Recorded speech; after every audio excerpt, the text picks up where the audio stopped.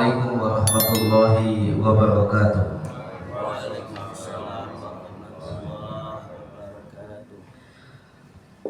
Alhamdulillahi rabbil alamin, wassalatu wassalamu ala asyrafil anbiya'i wal mursalin Sayyidina Muhammadin wa ala alihi wa sahbihi ajma'in.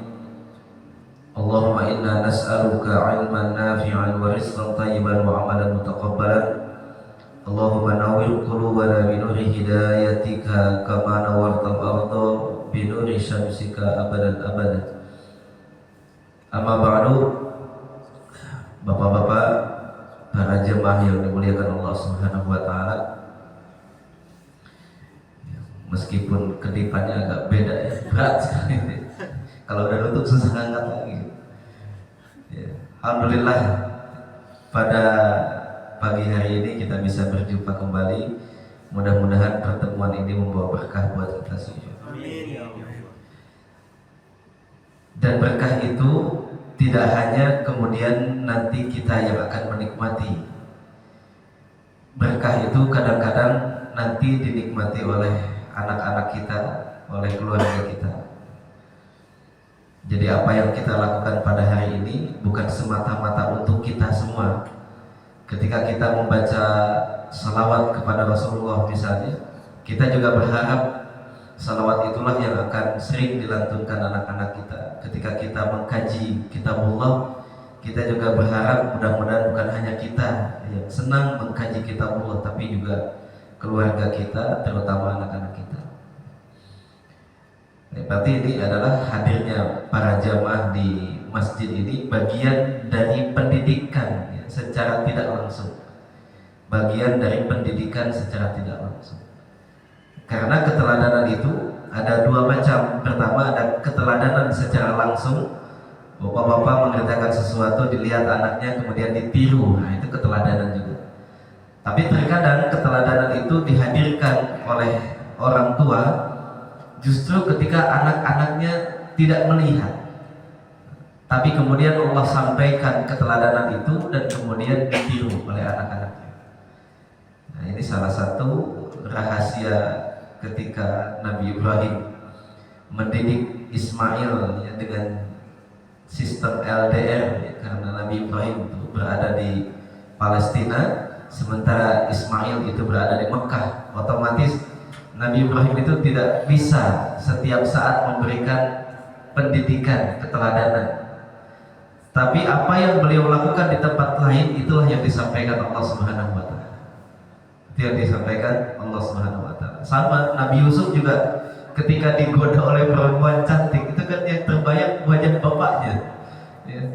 Kalau seandainya beliau tidak terbayang wajah ayahnya, ya mungkin terjadilah apa yang tidak boleh terjadi. Laula arwaahu burhanu bir rabbih, kata sebagian ulama yang disebut seandainya dia tidak melihat petunjuk dari Tuhannya. Petunjuk itu salah satunya dalam bentuk tiba-tiba dia ingat bapaknya. Lagi sama perempuan cantik di kamar, tiba-tiba ingat bapaknya. Nah, udah hilang semua keinginan itu. Kita juga mudah-mudahan demikian. Nah, itu juga kan Nabi Yakub di mana? Nabi Yakub kan sama di Yerusalem. Nabi Yusufnya di Mesir, jauh sekali, jauh sekali. Ya, jadi kita di sini, anak-anak kita nggak tahu di mana, mungkin lagi tidur, mungkin lagi main, kita tidak tahu. Tapi kita berharap apa yang kita lakukan ini menjadi tauladan secara tidak langsung, lalu Allah memasukkan kecintaan dalam hati anak-anak kita tentang ngaji, gitu ya, baca sholawat, baca Quran dan lain sebagainya. Ini harapan kita semua. Baik, kita akan melanjutkan hari ini berarti ayat yang keberapa?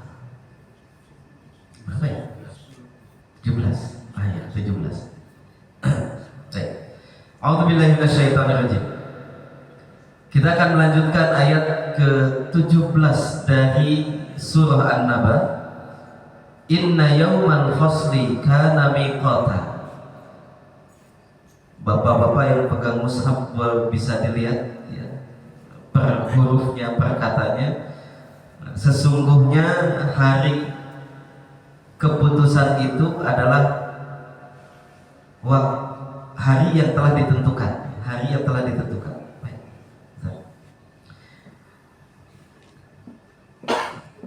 Yaum itu hari.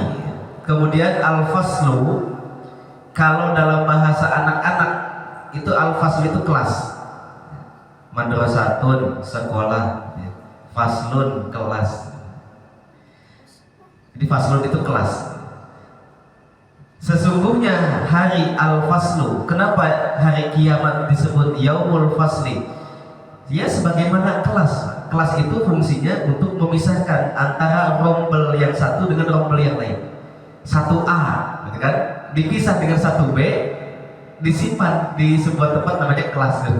Ini kelas 1, ini kelas 2, ini kelas 3. Gitu. Itu konsep kelas kan begitu, untuk memisahkan. Nah, nanti pada hari kiamat disebut yaumul fasli karena pada hari itulah mulai dipisahkan mana orang mukmin di sini, ya, orang kafir di sini. Mukmin itu kemudian dikelas-kelaskan lagi. Mana mukmin yang paling baik imannya begini, mana mukmin yang biasa-biasa saja, seterusnya. Ya, kalau dalam bahasanya surah Al-Waqiah itu kan jadi ada 3 nanti. Ya, mudah-mudahan kita masuk salah satu dari yang 2. Ya, nanti di kelas-kelas oleh Allah Subhanahu wa taala, wa kuntum azwajan thalatha. Kamu itu nanti ada 3 kelas. Ada as-sabiqun as-sabiqun. Ulaikal muqarrabun. Ini adalah pelopor kebaikan. Bukan hanya melakukan perbuatan baik, tapi dia selalu jadi yang terdepan dalam melakukan perbuatan baik. As-sabiqun as-sabiqun. Kemudian ada ashabul yamin. Golongan kanan.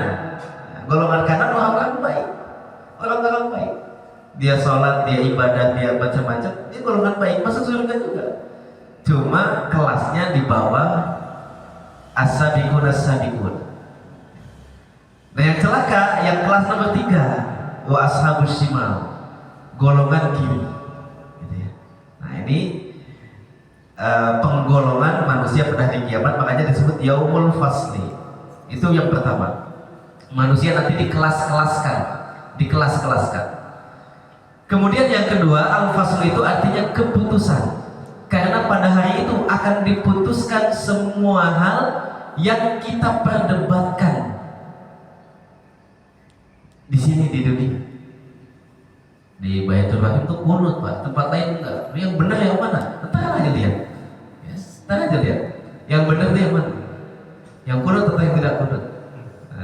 Nanti diputuskan oleh Allah, semua persoalan diputuskan. Jangankan persoalan sengketa, kita dengan tetangga pernah sengketa, dengan saudara pernah sengketa, nanti diputuskan oleh Allah.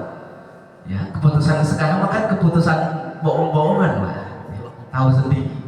Ya, jadi jangan berharap muluk-muluk untuk dunia ini. Dunia itu bukan tempat menyelesaikan persoalan, bukan tempat menyelesaikan persoalan. Banyak orang yang berdosa, tapi kemudian nggak ditangkap banyak. Banyak yang berdosa ditangkap tapi keputusannya nggak sesuai harapan, kan banyak juga. Ya namanya juga dunia begitu. Nanti ada yaumul fasli, hari keputusan, di mana setiap segala sesuatu akan diputuskan oleh hakim yang paling adil. Maka bagi orang yang beriman terhadap hari akhir, ya sudah gitu. Maksudnya dia nggak akan stres gara-gara melihat ketidakadilan gini begitu dan lain sebagainya. Dia nggak akan stres karena dia yakin besok masih ada ya mahkamah lain gitu ya, selain mahkamah yang ini itu maksudnya ada apa sih, ada mahkamah lain gitu, yang bisa kita andalkan untuk menyelesaikan semua persoalan. Nanti kelihatan lah, ini salah, ini enggak, ini hukumannya sekian, ini berapa, semuanya selesai ya, divonis oleh hakim yang paling adil. Termasuk persoalan khilafiyah kita diselesaikan nanti oleh Allah. Ternyata yang benar kunut gimana? Ternyata yang benar nggak kunut, gimana mau bapak-bapak di sini? Ya. Maka turun ketentuannya. Idza ijtahada al-mujtahid fa asaba falahu ajrani. Kalau seorang mujtahid berijtihad lalu benar ijtihadnya, dia punya 2 pahala. Seandainya nih yang benar tuh kunut, berarti bapak-bapak punya 2 pahala. Salat di sini. Wa in akhta'a, kalau dia salah falahu ajrun wahid. Kalau salah ternyata yang benar enggak kunut dia. Ternyata yang benar enggak kunut, maka punya 1 pahala. Kan enggak ada yang berdosa. Pilihannya cuma dua, satu dapat satu pahala, dua dapat dua pahala. Dua-duanya dapat pahala. Nah, syaratnya cuma satu, idza ijtahada al-mujtahid. Jangan orang bodoh yang beristihad, harus para ulama mujtahid, dia melakukan ijtihad, lalu kesimpulan hukumnya A, ternyata A itu nggak tepat, satu pahalanya. Ternyata benar tepat A, dua pahalanya. Kalau ijtihadnya tanpa ilmu, benernya aja salah, benernya aja salah. Maka nggak bisa sembarang berfatwa, sembarang mengeluarkan pendapat.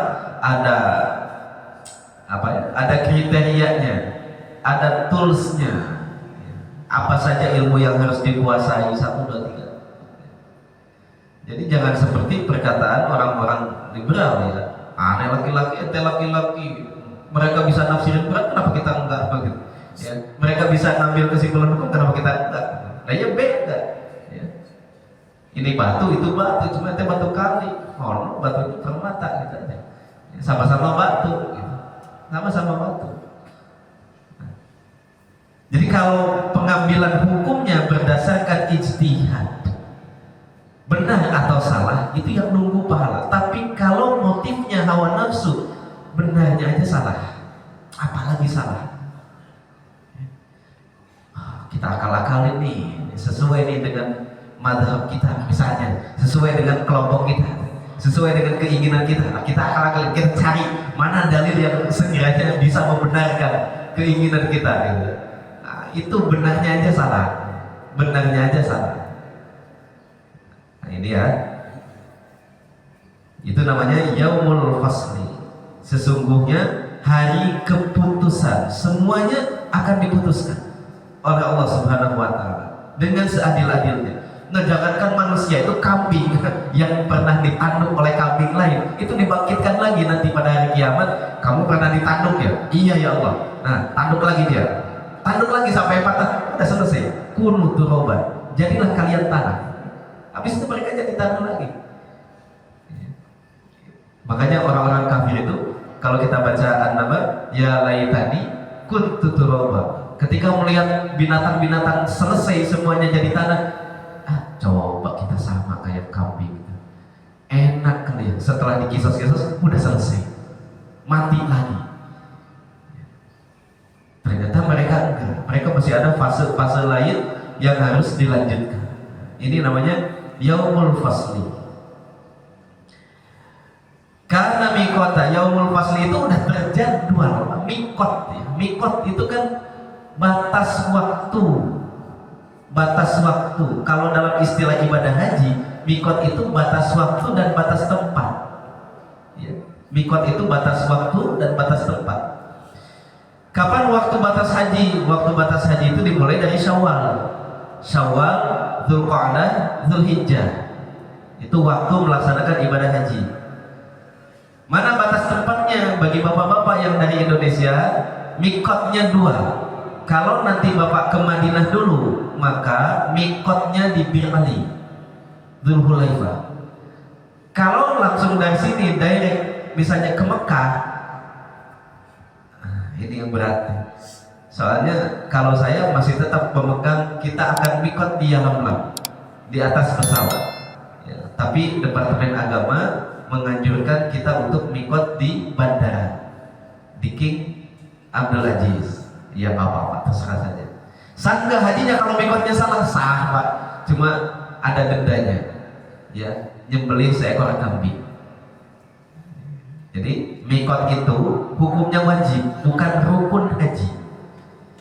Ihramnya rukun, tapi ihram pada mikot hukumnya wajib. Wajib itu kalau ditinggalkan harus bayar denda. Sama dengan tawaf wada. Oh, saya buru-buru nggak bisa tawaf wada, ya nggak apa-apa. Karena tawaf wada hukumnya wajib, bukan rukun. Ya, ditinggalkan boleh, ya boleh aja, tapi bayar denda. Dendanya apa? Beli kambing lagi 1. Tadi udah nggak ihram di mikot, udah 1 kambing. Hajinya pakai haji tamattu 1 kambing lagi. Habis itu nggak mau haji tawaf wada 1 kambing lagi. Lupa pakai uangnya 1 kambing lagi. Lama-lama kambingnya Itu hukumnya ihram di mikot. Kalau mau pakai pendapat ulama-ulama klasik kita di alam ya gampang aja, Pak. Nanti juga dikasih tahu sama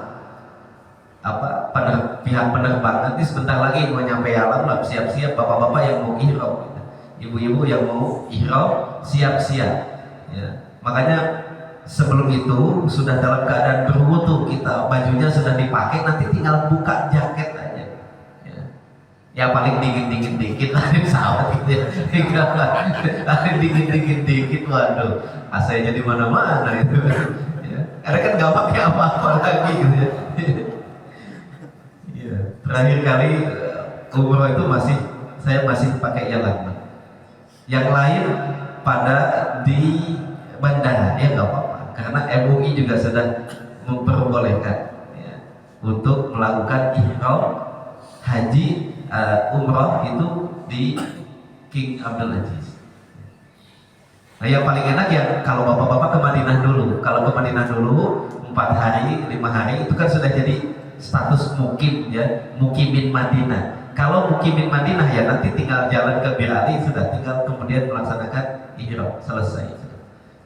Itu mikot, itu batas waktu. Nah kiamat juga karena mikota itu sudah ada batas waktunya, sudah dijadwal ya. Itu final Liga Champion venue-nya sudah ditentukan, Pak. Kick off-nya jam berapa sudah ditentukan, ada jadwalnya. Apalagi kiamat, apalagi kiamat. Ini kan baru babak keempat, nggak ngikutin juga. Liga Champion itu sudah babak keempat, perempat final apa, per 8 final. Oh, per 8. Itu kan venue-nya, di mana nanti finalnya itu kan sudah ditentukan. Venue-nya sudah ditentukan, mikot makaninya sudah ditentukan, mikot zamaninya, waktunya juga sudah ditentukan. Sama kiamat juga. Inna yaumal fasli kana mikota. Jadi nggak perlu, bisa nggak dipercepat? Nggak, udah ada jadwalnya, udah ada jadwalnya. Kapan? Ya nggak tahu, yang penting hari Jumat aja gitu. Bisa Jumat besok bisa. Nah Imam Mahdinya belum muncul, gampang, besok juga bisa muncul Imam Mahdi. Ya. Pokoknya kiamat itu la ta'tikum illa baghtah, tidak akan datang kecuali dengan cara yang tidak terduga. Kayak belum ada tanda-tanda, tiba-tiba kiamat. Bisa begitu? Bisa. Nah kalau semuanya bisa diprediksikan ya bukan kiamat namanya ya. Tadi pakai dihitung-hitung, belum Imam Mahdi belum keluar itu, ini nanti ada 40 tahun. Allah itu maha kuasa. Kalau besok Jumat besok itu mau kiamat ini ya, misalnya Imam Mahdi keluar dalam sepekan ini, semua tanda itu bisa selesai. Allah akan panjangkan harinya sehingga kemudian semua tanda-tanda itu bisa selesai. Tahu-tahu kita bingung aja, bangun tidur gelap semua, mataharinya nggak ada. Nungguin itu yang bekerja, motor udah dipanasin, mataharinya kagak nongol-nongol, mendung kalinya. Lalu sekali nongol di sebelah sana, bisa begitu? Bisa, karena nggak bisa diprediksikan. La ta'tikum illa baghtah. Belum ada ini Ustaz, belum ada itu, belum ada itu. Gampang, kata para ulama, kalau Allah mau satu hari semua tanda itu selesai, bisa. Semua bisa. Saya jadi ingat jokesnya itu ya, gara-gara kemarin ada yang bilang ya, salah satu capres kita itu Imam Mahdi. Nah kok ya dukung biasa-biasa saja. Imam Mahdi kalah sama capres lain. Imam Mahdi kalah sama capres. Ya gimana lawan yang lain? Ya'juj dan Ma'juj. Jadi Pak, inna yaumal fasli kana miqata. Dia sudah ditentukan waktunya. Satu, miqata itu. Dua, inna yaumal kasli kana miqata. Sudah dipastikan datangnya. Ini kemarin kita sudah bahas ini ya. Kadang-kadang kita sibuk mempersiapkan hari yang belum tentu datang. Belum tentu datang ya. Waduh, ini nyicil rumah gara-gara ya, gara-garanya itu kita pengen mempersiapkan hari tua gitu. Kan kalau kita nanti udah tua, anak-anak kan ada pegang, itu belum tentu datang. Ya, saya belum tentu tua, anak-anak saya juga belum tentu tua. Nggak ada yang tahu. Ya. Tapi kita kan persiapkan ya. Kita udah mulai dari sekarang buat ini, buat itu, bikin perencanaan. Ya itu sah-sah saja. Orang dalam Al-Quran aja, wal yakhshal ladina law taraku min khalfihim dzurriyyatan di'afa. Hendaknya kaum mukmin itu khawatir meninggalkan keturunan yang lemah secara finansial. Ya. Jangan Pak, jangan dibiarkan lemah. Jangan sampai dia bergantung pada orang lain. Perkuat gitu. Nah, untuk hal yang begini saja Allah perintahkan, awas jangan sampai anak-anak kita dalam kondisi lemah gitu. Apalagi untuk urusan hari yang sudah pasti datang. Jadi kita tidak melarang para jamaah gitu untuk mempersiapkan diri. Saya investasinya di tanah aja dah buat bekal anak-anak nanti kalau udah dewasa. Belum tentu anak antum tuh dewasa, belum tentu. Bukan nyumpahin nih, bukan nyumpahin. Belum tentu. Ya, belum tentu. Tapi boleh nggak kita investasi itu? Boleh, silakan. Boleh. Ya. Nah, buat bekal anak-anak silakan boleh. Tapi untuk hal yang belum tentu saja bisa kita siapin. Ini prioritas kita adalah hari yang sudah tentu, yang sudah pasti datang. Ya harusnya lebih serius lagi untuk kita persiapkan. Inna yaumal fasli kana miqat. Kapan sih yaumul fasli itu? Yauma yunfakhu bis-suri fatatuna afwaja. Pada hari ketika sangkakala ditiup untuk yang kedua kali. Nanti kan ditiupnya 2 kali. Ya, satu nafhatul ifna, tiupan untuk menghancurkan semua yang ada di dunia ini, yang kemudian tiupan untuk membangkitkan kembali. Tiupan untuk membangkitkan kembali. Dibangkitkannya dari tulang ekor gitu. Ya. Apa? Tungir ya. Bukan. Jadi ayam itu kan ada tuh.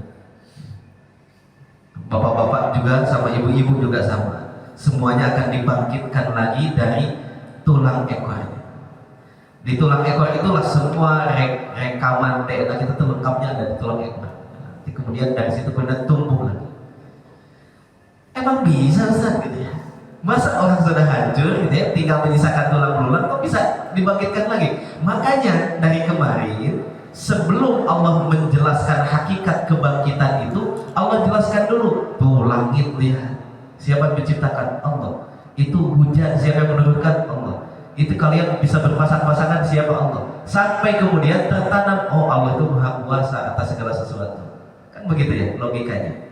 Nah kalau Allah sudah maha kuasa atas segala sesuatu, apalagi cuma hidupin orang yang sudah mati gitu. Sang Baba aja bisa dulu. Orangnya ternyata belum mati Pak. Ya. Bersekongkol ya. Dulu itu yang nabi palsu yang mengaku ya. Ternyata orangnya belum mati. Mati nih, saya hidupkan lagi. Ternyata banyak orang yang ngaku-ngaku bisa gitu. Dulu Raja Namrud juga sama. Ketika debat dengan Nabi Ibrahim, kata Nabi Ibrahim, siapa yang lebih hebat, kamu atau Tuhanku? Kata Namrud, saya lah yang lebih hebat. Coba, Rabbiyalladzi yuhyi wa yumiit. Kalau Allah Tuhanku bisa menghidupkan dan bisa mematikan. Gampang gitu Pak. Kata Namrud, panggil 2 orang. Ya, dua-duanya, yang satu bersalah, yang satu enggak bersalah. Yang tidak bersalah dibunuh sama dia, mati. Saya bisa mematikan. Yang bersalah yang harusnya dihukum mati, kamu bebas. Oh, saya bisa menghidupkan. Gitu ya. Makanya kemudian Nabi Ibrahim tantang lagi. Innallaha ya'ti bisyamsi minal masyriq. Kamu tahu nggak matahari terbit dari mana? Tahu dari situ. Nah, coba kamu itu kerjaannya Allah tuh, Tuhan saya. Coba kamu pindahin dari situ. Oh, kalau itu saya nggak bisa. Jelas dia ya. Kalau itu saya nggak bisa. Masa ada Tuhan nggak bisa? Ada Namrud, kemudian ada Fir'aun juga yang mengaku bisa menghidupkan, mematikan. Allah Subhanahu wa Ta'ala lain daripada itu semua. Allah yang menghidupkan, Allah yang mematikan, yang menciptakan semuanya. Nah, nanti akan dibangkitkan lagi yauma yunfakhu fis-suri, tiupan kedua malaikat Israfil, semua akan dibangkitkan kembali. Fatatuna afwaja, maka kalian akan datang afwaja, dengan berkelompok-kelompok. Saya nggak tahu bapak-bapak tuh mau pilih jalan dengan kelompok siapa. Kalau doanya Pak Beli setiap kali tarawih itu, wa tahta liwa'i sayyidina Muhammadin sallallahu alaihi wasallam sayyid. Begitu ya? Begitu kan? Pak Beli yang baca setiap hari. Ada di situ. Allahumma ja'alna bil imani kamilin wa bi faraidika mu'addin wa bil huda mutamassikit. Itu ada lanjutannya itu, wa bil huda mutamassikit, terus wa tahta liwa'i sayyidina Muhammadin sallallahu alaihi wasallam yaumal qiyamati sa'ir. Ya Allah, saya mah kalau dibangkitkan benderanya mau di bawah Kangjeng Nabi gitu. Karena nanti setiap orang mah ada bendera-benderanya. Ada bendera-benderanya. Nah, ini tukang gibah yang nggak bisa berhenti, cocoknya sama bendera siapa? Abu Lahab. Ada benderanya. Apa pertanyaannya? Kita ini mau jalan dibangkitkan itu nanti berkelompok-kelompok. Berkelompok-kelompok, ada kelompok ini, kelompok ini. Nah, kita mau dengan siapa? Siapa pemimpin kita? Yang paling depan jalan, kita ngikutin di belakang. Kita pengennya tahta liwa'i sayyidina Muhammad, di bawah panjinya Rasulullah SAW. Sayyid, kita jalan di padang mahsyar. Beliau paling depan, bawa benderanya, kita jalan ngikutin di belakang. Karena nanti ada yang jalannya dengan Abu Lahab, ada yang jalannya dengan Fir'aun juga ada, yang jalannya dengan Raja Namrud juga ada. Para ulama detail sekali menjelaskan hal ini. Tergantung nanti ciri khas amalan kita ini, sifat kita yang paling menonjol itu apa. Nanti kita akan digabungkan dengan yang sifatnya sama gitu. Kalau dominan hidup kita itu adalah dominan humazah dan lumazah, ya udah jalan sama Abu Lahab. Karena dia raja gosip, biang gibah, ya, biang apa, semua hal-hal yang menyakitkan orang lain itu dia raja itu, dia raja. Maka dia yang akan jadi pemimpinnya. Nanti ada bendera, bendera gibah di belakang, bendera yang curang timbangan ada di belakang, nanti antri. Nah, kalau kita kan pengennya begitu. Wa tahta liwa'i sayyidina Muhammadin sallallahu alaihi wasallam yaumal qiyamati sa'ir. Kita tuh pengen jalan di padang mahsyar yang paling depannya Rasulullah. Ada yang mati syahid, itu benderanya dipegang oleh Hamzah, Sayyidus Syuhada, rajanya para syuhada. Daftar misalnya, ya, jihad misalnya. Di sana malah nikah lagi, bukannya jihad. Jihad itu ke sana terus meninggal dunia ya. Nah, nanti itu di belakangnya Hamzah bin Abdul Muttalib. Saya dulu punya teman, memang tidak terlalu dekat. Teman saya ini wartawan majalah Islam ya. Kemudian setelah itu bergabung dengan ISIS. Iya. Kemudian karena cerdas, beliau punya kedudukan jadi eksekutor. Nggak sembarangan orang bisa jadi eksekutor. Ada orang-orang tertentu yang dipilih. Nah, kemudian wafat di Aleppo karena serangan dari Amerika dan sekutunya. Saya juga tidak tahu harus gimana mengomentarinya gitu ya. Tapi menurut beliau itulah jalannya. Kan istrinya ketika diwawancara tentang suaminya meninggal, beliau hanya mengatakan, iya, jual belinya sudah dibeli oleh Allah, dagangannya sudah dibeli. Alhamdulillah. Ini kan bapak-bapak dan ibu-ibu ini kan nyawanya sudah dijual kepada Allah, tapi belum Allah ambil.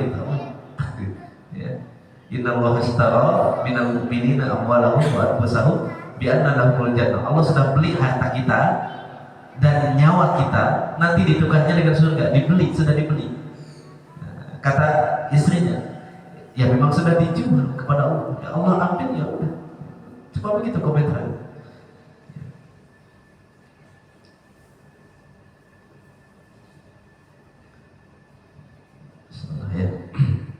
Yauma yunfakhu bis-suri fatatuna afwaja.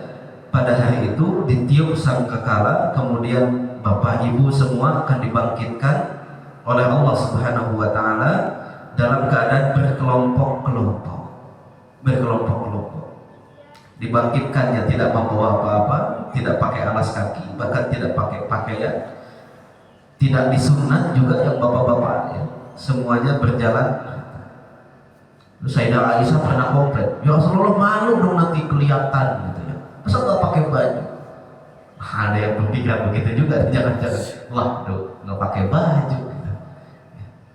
Apa kata Rasulullah? Pada hari itu semua orang sibuk dengan dirinya, sibuk dengan dirinya. Nggak ada yang mikir yang lain-lain, nggak kayak sekarang mikirnya macam-macam. Ya. Pada hari itu nggak ada yang berpikiran ke situ, semuanya sibuk, semuanya sibuk. Begitu dibangkitkan komentarnya, qalu man ba'atsana min marqadina. Itu dalam surah Yasin. Oh, siapa ini yang membangkitkan kita lagi? Tak kirain nggak akan ada kehidupan lagi. Dijawab oleh orang-orang beriman, hadza ma wa'ada ar-rahmanu wa sadaqal mursalun. Ayat berapa tuh surah Yasin? Aman dibaca hampir tiap hari. Ya. Hadza ma wa'ada ar-rahman wa sadaqal mursal. Qalu man ba'atsana min marqadina. Siapa yang membangkitkan kita? Aduh gimana ini? Semua panik Pak, karena mereka enggak kira bakal dibangkitkan. Kemudian dijawab oleh orang beriman, hadza ma wa'ada ar-rahman wa sadaqal mursal. Ini yang Allah janjikan dulu, kamu sih enggak percaya. Ya, wa sadaqal mursalun, dan benarlah apa yang dikatakan oleh para rasul, bahwa setelah kehidupan ini akan ada kehidupan lain yang lebih kekal. Ini fatatuna afwan. Jadi tentukan dari sekarang dengan siapa kita akan berjalan. Ya, di bendera siapa kita akan berjalan? Apa mau as-siddiqin, ya, dengan orang-orang yang jujur, nanti ada yang bawa benderanya. Apakah dengan para syuhada, nanti ada yang bawa benderanya. Ataukah dengan orang-orang yang curang, nanti ada benderanya juga. Wa futihatis sama'u fakanat abwaba. Kemudian dibukakan pintu-pintu langit, ya, langit dibuka sehingga nanti ada pintu-pintu. Dari situlah kemudian malaikat turun. Nah, pintunya yang mana? Jangan pikirin langit yang ini. Ya, langitnya sudah berbeda, bukan langit yang ini lagi. Langit itu kalau kata para ulama, ini langit yang kelihatan itu adalah langit dunia, itu juga yang baru level 1. Level 1 itu juga belum selesai. Karena menurut Edwin Hubble itu langit setiap saat meluas gitu. Jadi nggak pernah beres dipelajari, sampai kiamat nggak akan beres-beres. Itu langit 1, langit dunia yang nomor 1 gitu. Jadi tidak perlu kemudian dibayangin gimana pintunya, apa kusetnya aluminium gitu ya. Atau pakai gimana ya. Sulit memang untuk membayangkannya, karena tadi langit yang kita pahami sebagai kubah bumi ini saja, kata para astronom itu, kata para ulama ya, para fisikawan yang kafir saja ya, sama komentarnya.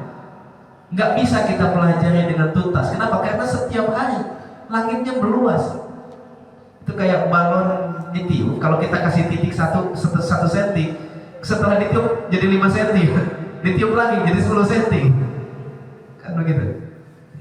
Itu konsep langit dalam surah Ad-Dariyat, bahwa langit itu lamusiun, berekspansi, ya, diperluas setiap harinya oleh Allah Subhanahu wa taala. Seperti balon gede, lama-lama meletus gede. Sampai sekarang nggak akan beres-beres itu langit. Jadi kita tidak perlu memikirkan detailnya, yang jelas nanti akan ada pintu-pintu di mana malaikat akan turun. Ya, dalam bahasanya surah Al-Fajr itu malaikat akan datang bersaf-saf gitu ya, bersaf-saf. Wa jaa rabbuka wal malaku saffan. Wa suyyiratil jibalu fakanat saraba. Kemudian gunung-gunung diperjalankan sehingga hilang Nanti karena tidak akan ada lagi dataran tinggi, dataran rendah, tidak ada gunung, tidak ada bangunan, udah rata semua. Nah persoalannya setelah itu Allah melanjutkan, inna jahannama kanat mirsada, sesungguhnya neraka jahanam itu sudah nungguin bapak-bapak, nungguin ibu-ibu, nungguin. Mirsada itu kalau ada misalnya perampok gitu, bapak-bapak ini lagi jalan, ada perampok nungguin di pertigaan. Bagaimana perasaan kita? Apa kita masih tetap akan lewat situ? Atau ya udah biasa aja? Atau gimana? Pasti ada perasaan takut dan kemudian kalau bisa saya nggak usah lewat jalan situ. Mirsada itu mengintai, menunggu. Jahanam itu secara bahasa tempat yang sangat dalam, saking dalamnya kalau diukur dengan batu dilemparkan tuh 70 tahun baru nyampe ke dasarnya. Ya, tanya aja lah sama ahli-ahli fisika itu. Ya, itu ada di internet Pak yang pernah menghitung berapa dalamnya neraka jahanam. Kalau kita ibaratkan batu itu masaknya, beratnya sekian, lalu dilemparkan 70 tahun baru nyampe. Kira-kira berapa miliar kilometer dalamnya? Yang 70 tahun itu baru nyampe.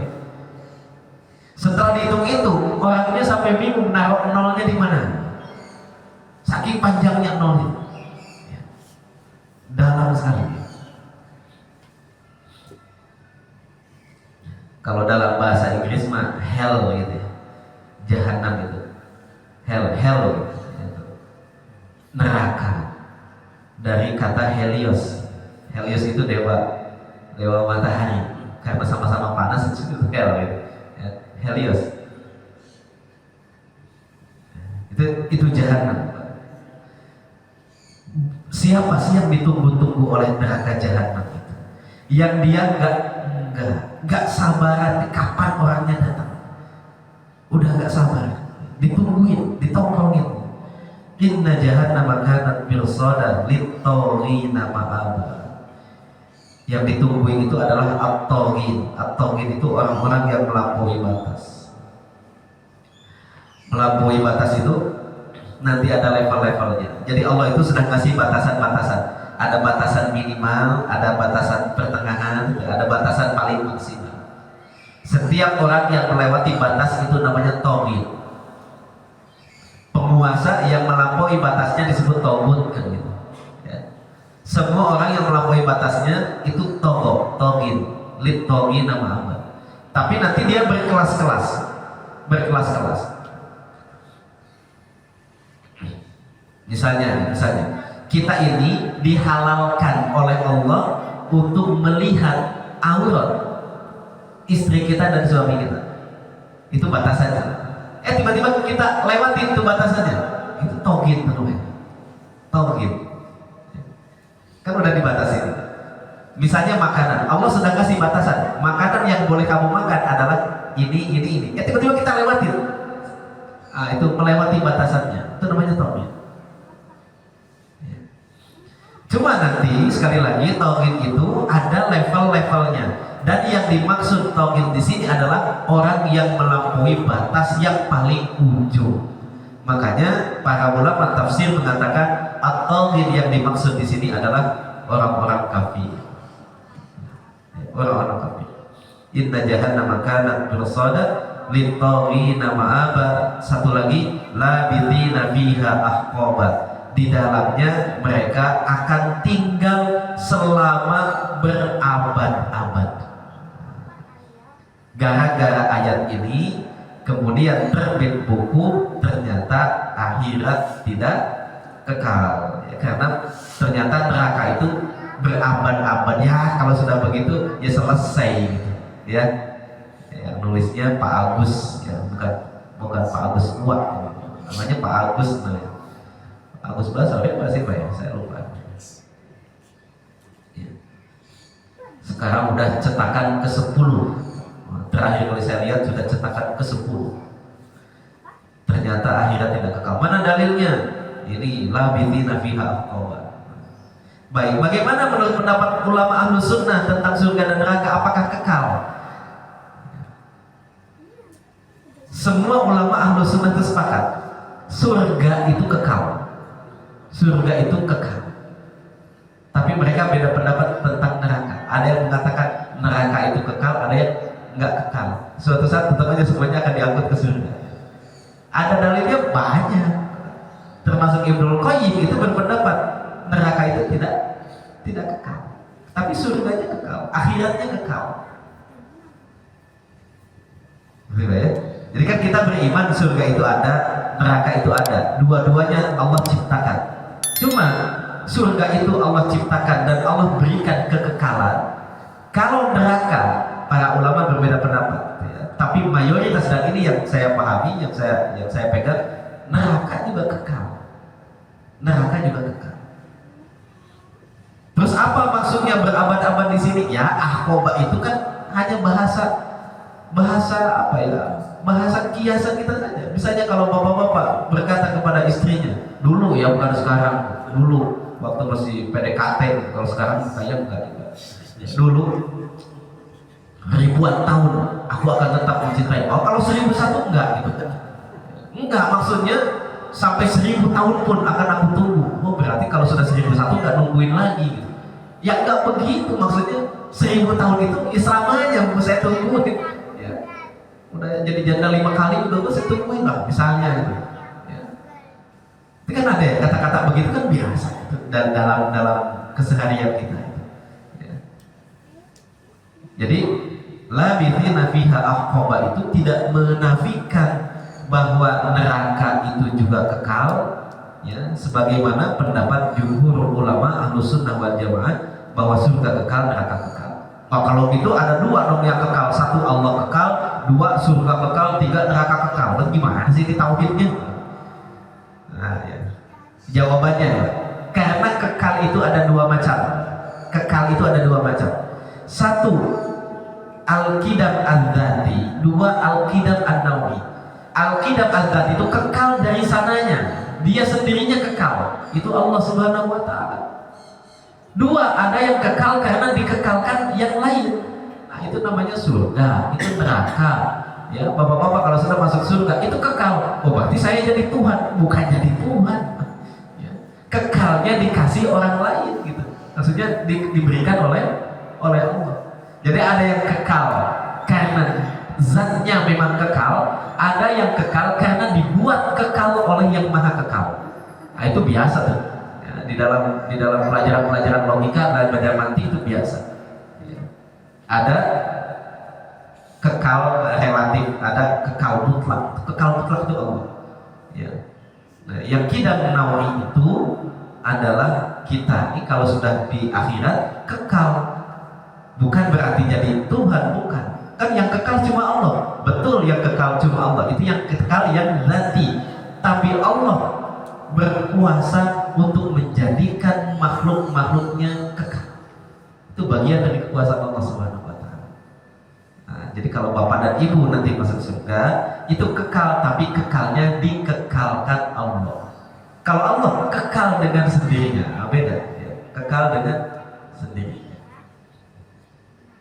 Baik, mungkin ini ya, untuk hari ini sampai labithina fiha ahqaba. Nah, untuk yang berikutnya mudah-mudahan kita punya kesempatan lain.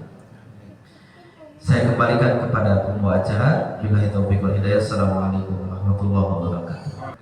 Waalaikumsalam. Yang terkait dengan tadi ijtihad, Ustaz. Apakah pintu ijtihad itu sudah tertutup sekarang, Pak? Karena kalau kita lihat levelnya memang kalau kita mau referensi ya generasi awal itu ada memang generasi yang paling bagus gitu. Apakah sekarang itu posisi pintu ijtihad itu sudah tertutup, tidak boleh ada ijtihad lagi? Terima kasih. Ya. Baik. Jadi memang ada ungkapan ya, setelah zamannya para imam, tidak ada lagi ijtihad. Apa maksudnya? Maksudnya macam-macam ya, karena yang berkatanya juga bukan nabi, juga bukan Allah. Ya. sehingga ditafsirkan macam-macam. Maksudnya yang pertama, tidak ada lagi orang yang bisa berijtihad secara individu. Makanya sekarang setiap kali ijtihad mesti rame-rame. Kalau di Muhammadiyah ada majelis tajdi, nggak bisa sendirian, ya rame-rame ya, gitu ya. Kalau di NU ada bahsul masail, kalau di MUI ada dewan fatwa, kalau di Saudi ada lajnah daimah, komite tetap fatwa. Jadi nggak sendirian dia mengeluarkan ijtihad produk hukum, tapi ngumpul bersama para ulama lain. Ini maksudnya, yang dimaksud ijtihad tertutup itu satu ijtihad yang dilakukan oleh individu. Kenapa? Karena tools ijtihad itu banyak dan nyaris tidak ada orang yang bisa menguasainya seluruhnya seperti ulama-ulama zaman dulu. Kalau Imam Syafi'i ini bisa, itu bisa, ini bisa. Dia namanya mujtahid mutlak. Mujtahid mutlak. Mujtahid mutlak itu dia bisa sendirian mengeluarkan produk hukum, berijtihad sendiri. Karena apa? Toolsnya lengkap, dia punya semua. Zaman sekarang kan nggak ada. Sekarang Pak, kuliah makin atas makin dikit yang dipelajari. SD mah masih mending, banyak pelajarannya. Begitu masuk SMA misalnya, IPA, berarti IPS sudah nggak ada, kan gitu ya. Zaman sekarang tuh. Nanti masuk perguruan tinggi, yang tadinya IPA cuma biologinya doang gitu ya. Masuk lagi S2, biologi itu molekulernya aja. Makin ke atas tuh bukan makin banyak yang dipelajari, makin dikit. Itu yang umum, yang agama juga sama. Tingkat 1 itu kita belajar banyak hal. Nanti setelah tingkat 3 itu mulai kamu jurusannya tafsir, berarti nggak belajar lagi ini ya, nggak belajar lagi ulumul hadis. Lah gimana orang mau beristihad kalau belajarnya cuma tafsir doang sampai selesai? Nah, gitu ya. Nah, zaman sekarang itu uniknya kampus itu disebut universitas, yang artinya mencakup segala sesuatu, tapi dipelajari dikit. Gitu ya? Makin tinggi kan makin dikit ya yang dipelajari, cuma makin dalam. Kan nggak bisa kita kemudian berijtihad mengandalkan, oh saya ahli tafsir tapi nggak bisa hadis. Wah, itu kan kacau. Makanya zaman sekarang ijtihadnya itu, saya ahli tafsir, ini ahli hadis, dia kumpul, ini ahli fikih, kita kumpul. Buat timnya, keluarlah produk ijtihad. Makanya ada majelis tahji. Di dalamnya ada ahli tafsir, ada ahli hadis, ada ahli ini, ada ahli kedokteran. Keluar produk hukumnya. Ada bahsul masail, ada ahli ini, keluar produk hukumnya gitu. Di MUI juga sama. Dewan fatwa itu isinya pakar ini kumpul jadi.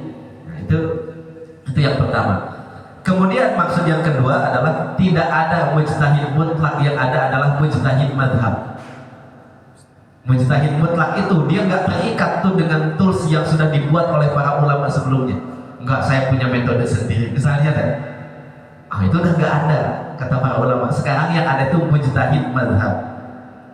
Mujtahid madhab itu dia berijtihad, tapi toolsnya, alat-alat yang dipakai untuk ijtihadnya nyontek ulama sebelumnya. Misalnya Imam Syafi'i kalau mau berijtihad mengambil kesimpulan hukum dari satu nas, maka satu alatnya itu 1, 2, 3, 4, 5, 6. Maka ulama setelahnya saya ikut beliau saja lah. Mungkin kesimpulan hukumnya beda, tapi tools yang digunakannya sama. Itu maksudnya mujtahid madhab. Makanya tetap saja setelah Imam Asy-Syafi'i banyak mujtahid, tapi di belakangnya namanya Asy-Syafi'i. Misalnya Ibnu Hajar, dia kan mujtahid, tapi Ibnu Hajar nggak mau ijtihad sendiri. Saya ijtihadnya ikut Imam Syafi'i. Artinya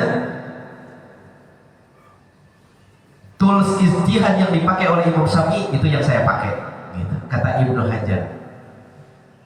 Nah, itu namanya mujtahid madhab. Jadi madhab itu sudah ada ketentuannya. Kalau mau ijtihad langkah-langkahnya ini. Nah, nanti ulama-ulama setelahnya, oh ada persoalan ini, yaudah pakai kerangkanya yang ini, kerangka madhab Syafi'i, tinggal ditempelin keluar pada hukumnya. Cetakannya pakai cetakan madhab Syafi'i, gitu ya. Ada yang cetakannya pakai cetakan madhab Hambali. Ini bahannya cetakin ke sini, keluar produk hukumnya. Nah, itu namanya mujtahid madhab namanya. Yang ketiga, maksud tidak ada lagi pintu ijtihad itu sudah tertutup saking beratnya, bukan berarti tertutup sama sekali. Saking beratnya syarat jadi mujtahid, kayaknya setelah para ulama zaman dulu sekarang nggak ada lagi yang layak jadi mujtahid. Itu maksud dari kalau tertutup seperti pemahaman kita memang nggak boleh lagi dia enggak. Karena nanti ada banyak persoalan baru yang tidak ada pada zaman dulu. Nah ini gimana hukumnya? Ya udah tinggal bawa saja. Oh ini udah ada cetakannya, masukin aja ke cetakan itu. Nanti keluar hukumnya. Ya, jadi sekarang itu yang paling banyak satu mujtahid madhab, yang kedua mujtahid yang sifatnya kelompok, ijtihad yang sifatnya kelompok, nggak bisa sendiri-sendiri. Baik. Sama kalau kita juga tidak bisa melakukan ijtihad sendiri, tinggal cari aja ini pendapat imam ini begini-begini, terus kita telaah, ya sudah kita ambil pendapat ini. Jadi yang sudah ada, kalau kebanyakan yang sudah ada.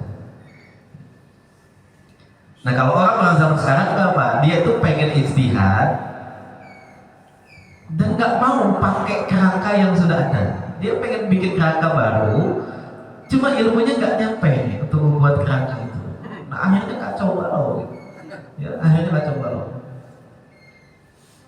Bapak kalau mau ijtihad itu satu, Al-Quran jelas lah, udah harus khatam dari awal sampai akhir.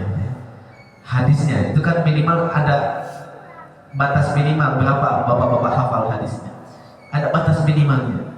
Kemudian penguasaan bahasa Arab, kemudian setelah itu penguasaan nasikh dan mansukh, mana ayat yang sudah dihapus, mana ayat yang belum dihapus, mana hadis yang datang duluan, mana hadis yang datang belakangan. Nah, itu kalau kita nggak tahu itu, waduh udah jangan mimpi jadi mujtahid. Ya. Karena hadis itu kan kadang-kadang bertentangan. Nah, ini hadisnya A, yang ini B. Misalnya Rasulullah berkata, "Aftaru al-hajim wal mahjub." Bapak-bapak kalau dibekam, yang dibekamnya batal, yang membekamnya batal. Nah, dibekam lagi puasa. Kalau dibekam, yang membekamnya batal, tukang bekamnya batal, bapaknya juga batal yang dibekam. Nah, tapi Rasulullah pernah ketahuan kepergok lagi bekam, padahal beliau lagi puasa. Nah kan kalau mujtahid gak punya alatnya bingung. Nah, ini gimana sih? Beliau sendiri yang bilang batal, beliau sendiri yang bekam lagi puasa. Nah, kalau para ulama zaman dulu gampang saja. Iya, yang itu kan turunnya hadis itu di tahun sekian. Yang ini turunnya ketika haji wada. Jadi hadis ini menghapus ketentuan hadis sebelumnya. Selesai. Nah kalau nggak tahu kita sih bingung gitu. Ya. Oke itu. Jadi banyak sekali persyaratannya sehingga kayaknya nggak ada lagi deh yang bisa jadi mujtahid. Maka disebutkanlah pintu ijtihad itu telah tertutup. Baik, barakallahu fikum.